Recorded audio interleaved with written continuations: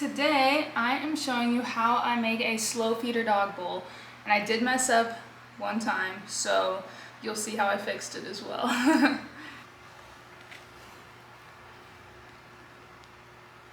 So first I'm going to start by throwing my ball of clay down on the wheel. You want to throw it down firm enough that it's not going to start moving whenever you start the process of centering. So this is me centering the clay. I'm coning up and down. This is a larger piece of clay, so it can be difficult, but luckily my clay was a little bit softer today. So I'm just going to keep coning up and down, making sure that it's completely centered. It looks like it's pretty centered now, so I'm starting to form it into a puck shape. And what I mean by a puck shape is just something that's kind of flat and looks just kind of like a hockey puck. So I'm starting to compress the clay a little bit here too, and by compressing the clay I'm just ensuring that it's going to be a nice stable base. It's not going to be prone to cracks or anything like that after I'm trimming it and done firing it and all of that stuff. So I'm just gradually working the clay out. I'm also being careful not to form a mushroom shape, and that's whenever the clay folds over on the top side as you're compressing it outwards. This is sort of the start to plates as well, where you're sort of just pressing flat, compressing the base a lot, and gradually working the clay out to the edges of the bat.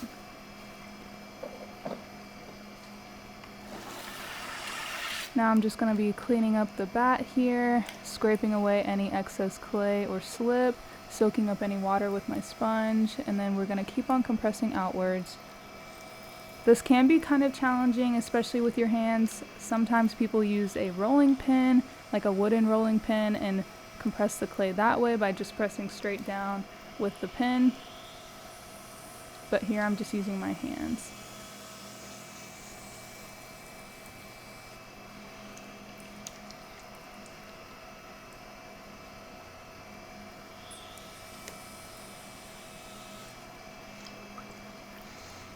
The key here is to just keep on pressing outwards and not forming a certain hump or raised area on any part of the clay. We're just trying to keep it as flat as possible as we're enlarging the clay. One giant hockey puck, you could say.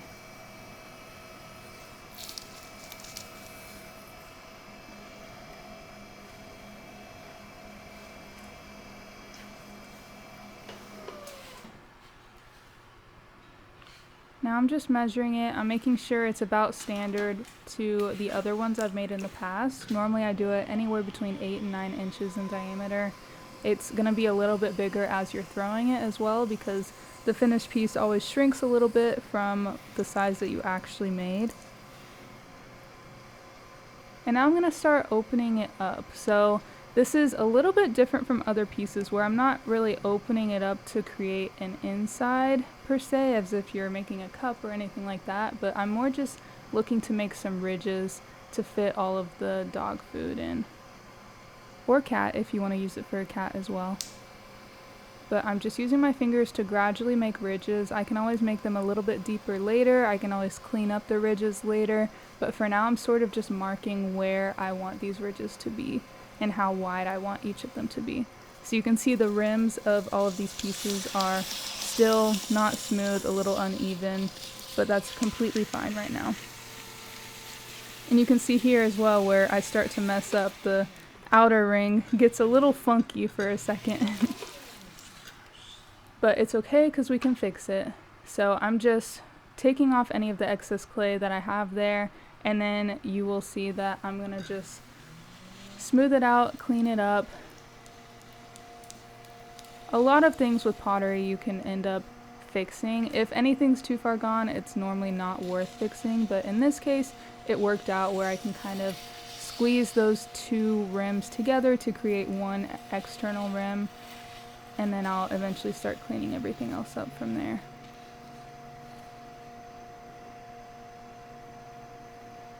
Now you can see I'm pulling just as if you're pulling walls of a mug or a tumbler or a bowl.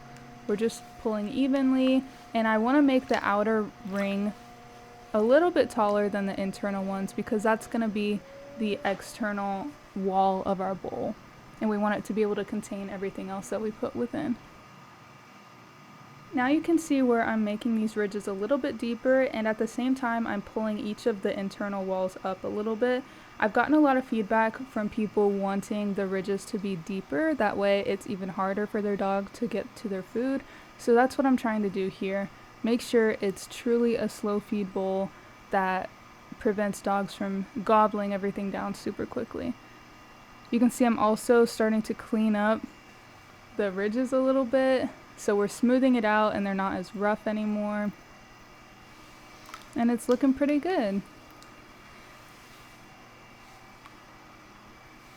I always use plenty of water just to make sure everything glides very easily in my fingers.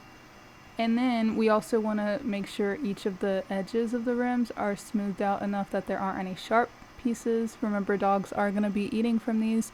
And also sharp ridges have more of a tendency to chip off either in the dishwasher or during any of the other making processes before I'm even finished with the final firing. Alright, everything on the inside's looking pretty good.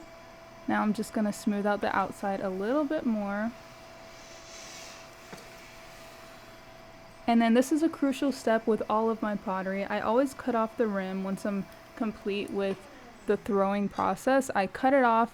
That way it's nice and level, and then that way whenever I turn the piece over later on to trim it, it still lays nice and level on the wheel head so that my bottoms don't get all wonky and uneven or anything like that.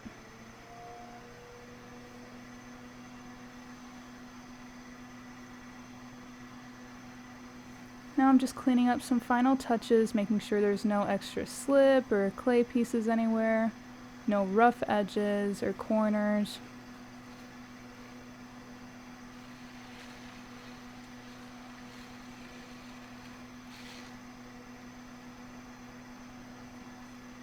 Making sure the size of everything is nice and good. And then we're just going to clean up with our sponge, soak up as much excess water as we can. It can be a little difficult to soak up water between the ridges, so sometimes I'll do my best of soaking up some excess water, but other times I'll just kind of leave it. And then I like to take this sort of pointy triangular tool. I don't know what it's called, but I like to take it and just scrape off the bottom edge or bottom corner of my piece. That way, again, it just helps with the trimming process later on, because it's already started to be trimmed. See, here's where I take my sponge and I'm trying to soak up a little bit of water. Again, it can be difficult just because the rims are so narrow, but that's totally okay.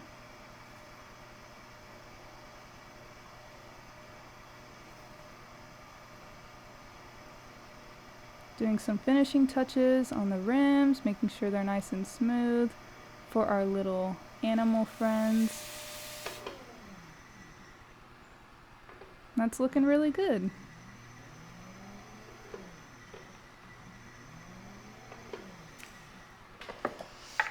Now I'm just going to take my wire tool and cut underneath the piece. This just helps me get the piece off of the bat later on. Even if I still have to wire under again in the future, it's going to be a whole lot easier.